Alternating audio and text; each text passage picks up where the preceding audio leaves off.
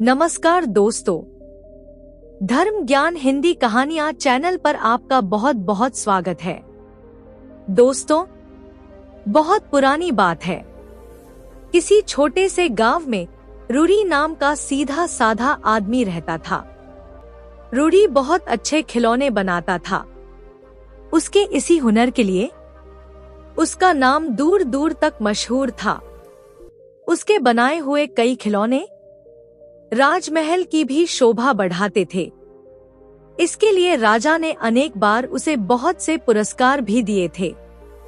एक बार नगर में खिलौनों की प्रतियोगिता हुई। उस दिन रूडी राजा के लिए गाने वाली पिटारी बनाकर ले गया। राजा को वह खिलौना बहुत पसंद आया। सब लोग सोच रहे थे कि आज भी पहला पुरस्कार रूडी को ही मिलेगा। परंतु जैसे ही राजा पुरस्कार की घोषणा करने के लिए खड़े हुए, उसी समय एक अनजाना व्यक्ति दरबार में आया।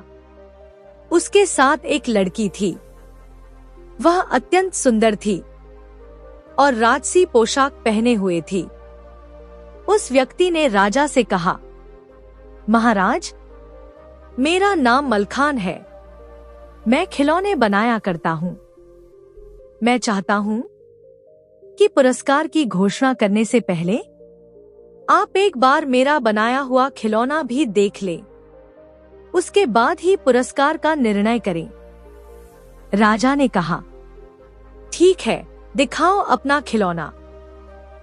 मलखान ने हंसकर उस लड़की की ओर संकेत किया और बोला, महाराज, मैंने ही इस बोलने वाली गुड़िया को बनाया है।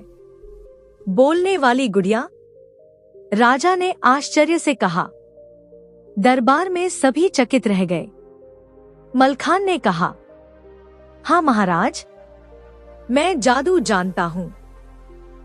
उसी जादू से मैंने यह बोलने वाली गुड़िया बनाई है। कई दरबारियों ने गुड़िया को छूकर देखा। दूर से वह हाड़ मांस की एक जीवित लड़की दिखाई दे रही थी। परंतु अद्भुत बात थी कि कोई इस बात पर विश्वास नहीं कर पा रहा था कि वह लड़की वास्तव में एक गुड़िया है। महाराज, मैं अपने जादू से और भी बढ़िया खिलौने तैयार कर सकता हूँ। मलखान बोला। राजा कुछ पल के लिए सोचते रहे, फिर बोले, मलखान, यह खिलौना बनाने की प्रतियोगिता है, जादू की नहीं। तुम अपने हाथ से बना कोई खिलौना दिखाओ तो हम विचार करेंगे। मलखान ने मुंह बिचका दिया और बोला, जादू से मैं मनचाहा काम कर सकता हूँ।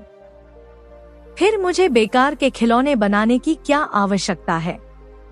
यह कहकर वह गुस्से से अपनी गुड़िया को लेकर दरबार से चला गया। जहां जहां उस जादुई गुड़िया ने अपने पैर रखे थे, वहां काले काले निशान पड़ गए और धुआं उठने लगा। राजा ने रूडी के खिलौने को ही प्रथम पुरस्कार दिया। प्रतियोगिता समाप्त हुई, लेकिन सबके मन में एक शंका घर कर गई थी कि अब यह मलखान कोई ना कोई शरारत जरूर करेगा। और हुआ भी ऐसा ही। मलखान ने रूडी को सबक सिखाने का फैसला कर लिया था। इस घटना के बाद उसने रूडी के गांव के पास काफी जमीन खरीद ली। गांव के बाहर ही एक ऊंची पहाड़ी थी। उसने पहाड़ी के अंदर अपना एक गुप्त जादुई महल बनाया। उसी महल में रहकर उसने अपने जादू से लकड़ी के खिलौनों से बहुत से सैनिक बनाए और उस पहाड़ी पर जगह जगह तैनात कर दिए। रूडी को इस बारे में कुछ पता नहीं था। वह गांव वालों के साथ पहाड़ी पर रोजाना लकड़ी काटने जाता था, क्योंकि उस लकड़ी से बहुत अच्छे खिलौने बनते थे। एक दिन गांव वाले लकड़ी काटने गए तो पहाड़ी के अंदर से तरह तरह की आवाजें सुनाई दी। पत्थर अपने आप लुढ़कने लगे। वहां बहती नदी का पानी खौलने लगा। जमीन में दरारें पड़ गईं। यह देखकर सभी लोग डरकर भाग आए और सोचने लगे, ना जाने पहाड़ी के अंदर क्या हो रहा है। उसी शाम एक अजनबी गांव में आया। वह मलखान को जानता था। उसे यह भी पता था कि आगे मलखान की क्या योजना है। उसने रूढ़ी को बताया कि मलखान ने तुमसे बदला लेने की योजना बनाई है। वह अपने जादू के जोर से पहाड़ी को तुम्हारे गांव से परे खिसका रहा है। वह चाहता है कि तुम्हें अपने खिलौनों के लिए बढ़िया लकड़ी ना मिल सके। अब तुम सावधान हो जाओ। उस रात पहाड़ी के अंदर से जोर की आवाजें आती रहीं। रूढ़ी ने गांव वालों को इकट्ठा किया और तय यह हुआ कि जल्दी से जल्दी पहाड़ी पर लगे पेड़ काट लिए जाएं। लकड़ी गांव में इकट्ठी कर ली जाए, फिर कोई दिक्कत नहीं होगी। रूढ़ी और बाकी गांव वाले रात को ही पहाड़ी पर जाकर लकड़ियां काटने लगे। जल्दी ही उन्होंने काफी लकड़ियां गांव में इकट्ठी कर ली। इस बीच पहाड़ी का खिसकना भी जारी रहा। एक दिन गांव वाले पहाड़ी पर लकड़ी काटने गए तो वहां लकड़ी के बने सिपाही दिखाई दिए। गांव वालों को शरारत सूझी। उन्होंने लकड़ी का एक संदूक बनाया, उसे पहाड़ी पर रख दिया। उस संदूक का ढक्कन खुला हुआ था। लकड़ी के 2 सिपाही उछलते कूदते वहां आए और संदूक में घुसकर देखने लगे। तभी छिपकर गांव वालों ने रस्सी से संदूक का ढक्कन बंद कर दिया और लकड़ी के सिपाही संदूक में कैद हो गए। गांव वाले संदूक को अपने गांव में ले आए। रात काफी हो रही थी। लकड़ी के पुतलों को एक कोठरी में बंद कर दिया गया। रात को गांव के लोग तो सो गए, लेकिन वे यह भूल गए थे कि खिलौने जादुई हैं। गांव वालों के सो जाने के बाद लकड़ी के पुतले संदूक से बाहर निकल आए और इधर उधर घूमने लगे। उन्होंने यह देख लिया था कि गांव में लकड़ियों का बहुत बड़ा ढेर लगा हुआ है। पुतलों ने माचिस उठाई, कुछ फूस इकट्ठा किया और लकड़ियों में आग लगा दी। सारी लकड़ियां धूं धूं करके जल उठीं। जब गांव वालों की नींद खुली तो काफी लकड़ियां जल चुकी थी। पहले तो कोई कुछ समझ नहीं पाया, परंतु समझ आने पर जब लकड़ी के पुतलों की तलाश शुरू हुई तो वे कहीं नजर नहीं आए। अब गांव वालों को पता चला कि वह मलखान के जादू की शरारत थी। इस घटना से रूढ़ी बहुत दुखी हुआ। उसे लगा जैसे यह सब उसी की गलती से हुआ है। वह सुबह सुबह कुल्हाड़ी लेकर पहाड़ी पर चढ़ गया। इतने दिनों में मलखान ने पहाड़ी को गांव से काफी दूर खिसका दिया था। अब जमीन में जगह जगह दरारें नजर आती थीं। ठीक उसी समय मलखान पहाड़ी के अंदर अपने महल में बैठा था। दोनों पुतले उसे अपनी करतूत सुना रहे थे। तभी मलखान ने अपने जादू के जोर से जान लिया कि आज रूढ़ी अकेला ही पहाड़ी पर आया है। मलखान ने हाथ हिलाया तो पहाड़ी में एक गहरी सी दरार पड़ गई और रूढ़ी फिसलकर उस दरार में गिर पड़ा। जब रूढ़ी शाम तक नहीं लौटा तो गांव वाले उसे ढूंढने निकले, मगर उसका पता कैसे चलता। मलखान के बनाए लकड़ी के पुतलों ने रूढ़ी को पकड़कर एक गुफा में कैद कर दिया था। वे सब एक ऐसी भाषा बोल रहे थे जिसे रूढ़ी बिल्कुल नहीं समझ पा रहा था। तभी लकड़ी के पुतले एकदम सीधे खड़े हो गए और दरवाजे की ओर देखने लगे। रूढ़ी ने देखा कि सामने से जादूगर मलखान आ रहा था। रूढ़ी को कैद में देखकर मलखान जोर जोर से हंसने लगा और बोला, रूढ़ी, राजा तुम्हारे खिलौने को प्रथम पुरस्कार तो दे सकते हैं, पर तुम्हें मेरे जादू से नहीं बचा सकते। अगर तुम अपने प्राण बचाना चाहते हो तो मेरा कहना मानो, वरना मैं पूरे गांव को तहस नहस कर दूंगा। रूढ़ी ने हिम्मत नहीं हारी। वह बोला, मलखान, मैं तुम्हारी धमकियों से डरने वाला नहीं हूँ। मेरे हाथों की ताकत तुम्हारे जादू से कहीं बढ़कर है। मलखान फिर हंस पड़ा और बोला, आओ, मैं तुम्हें एक अजूबा दिखाऊं। रूढ़ी को वह एक विशाल कमरे में ले गया। वहां सतरंगा प्रकाश फैला हुआ था। धम धम की आवाज भी हो रही थी। गुफा की दीवार में एक बहुत बड़ा ताला बना हुआ था। यह आवाज उसी कमरे के भीतर से आ रही थी। मलखान ने कहा, रूढ़ी, इस ताले के पीछे एक घड़ी है। यह घड़ी की आवाज है। जब तक यह घड़ी चलती रहेगी, पहाड़ी तुम्हारे गांव से परे खिसकती रहेगी। धीरे धीरे गांव की फसल मुरझा जाएगी। कुओं और तालाबों का पानी सूख जाएगा। गांव में बीमारियां फैल जाएंगी। मैं तुम सबसे ऐसा बदला लूंगा कि तुम कभी नहीं भूल सकोगे।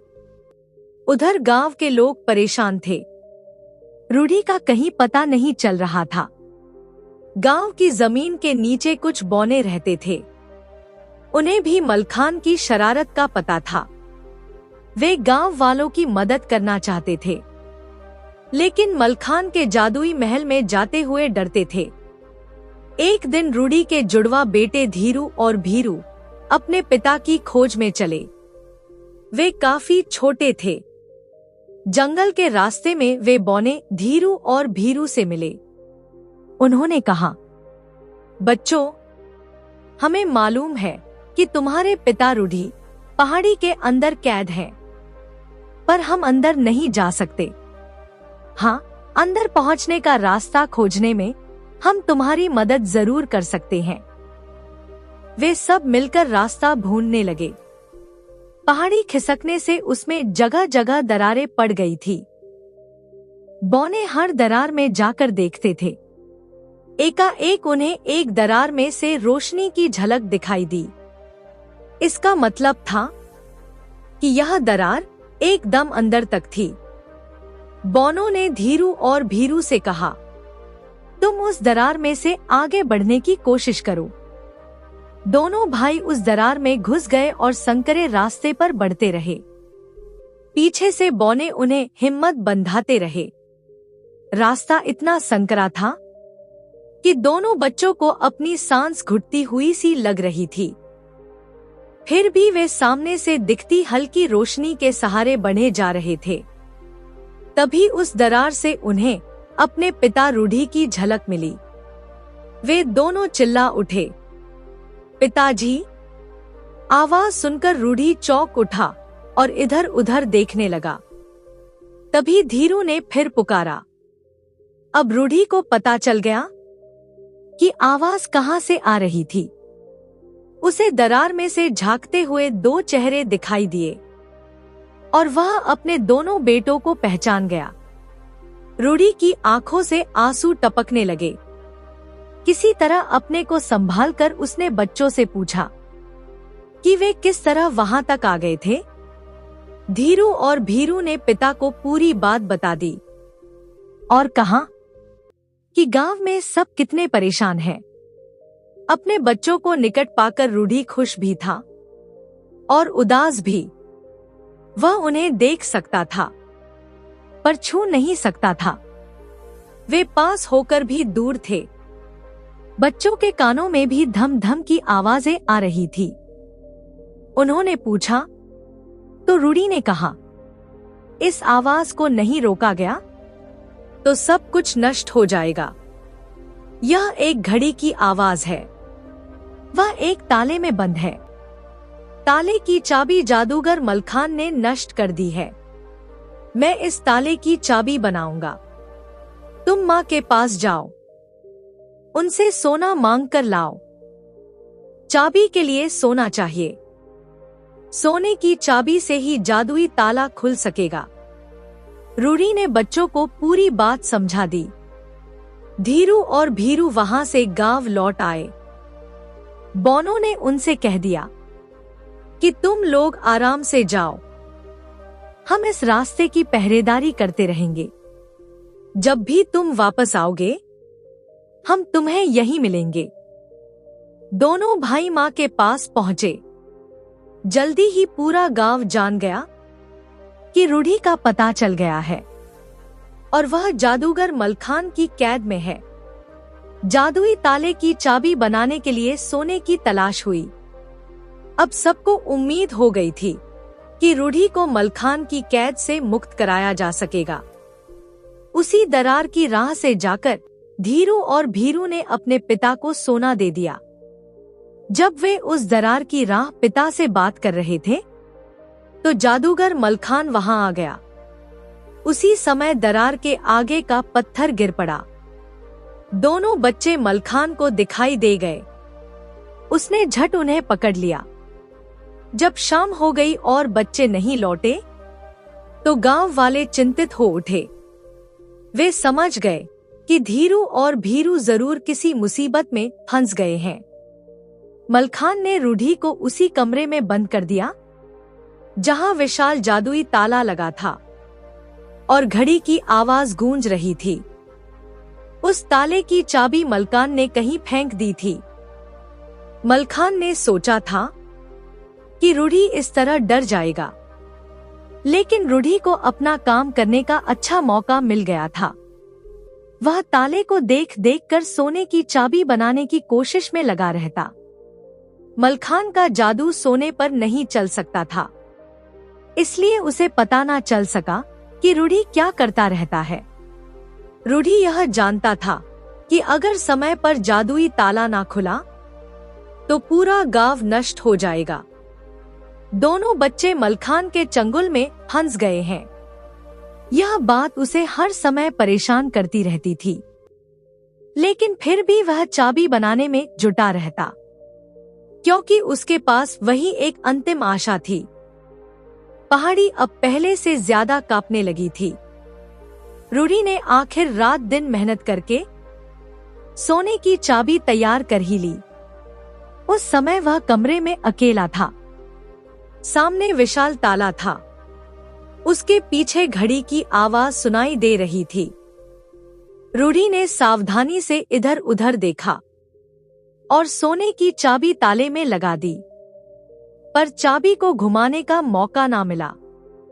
उसी समय जादूगर मलखान अंदर आ गया। मलखान ने ताले में सोने की चाबी लगी देखी तो आग बबूला हो उठा। वह रूढ़ी की योजना समझ गया। उसने अपना जादुई डंडा उठाया और रूढ़ी के शरीर से छुआ दिया। मलखान के जादू के प्रभाव से रूढ़ी का शरीर पत्थर जैसा हो गया। वह देख सुन तो सकता था, पर चाह कर भी हाथ पैर नहीं हिला सकता था। रूढ़ी का यह हाल देखकर मलखान जोर से हंस पड़ा। फिर उसने ताले में से चाबी निकालनी चाहिए, पर चाबी ताले के अंदर फंस गई थी। उसने और जोर लगाया तो चाबी ताले में घूम गई और झट से ताला खुल गया। अब घड़ी की आवाज जोर जोर से सुनाई पड़ने लगी। यह देखकर मलखान चीख उठा। ताला खुलते ही मलखान का सारा जादू टूट गया। रूढ़ी के हाथ पैरों की शक्ति लौट आई। उसने उछलकर मलखान को धक्का दिया तो मलखान दूर जा गिरा। रूढ़ी ने बढ़कर घड़ी को परे फेंक दिया। तुरंत ही घड़ी की आवाज थम गई और पहाड़ी का खिसकना भी रुक गया। मलखान के जादुई खिलौने टूटकर गिर पड़े।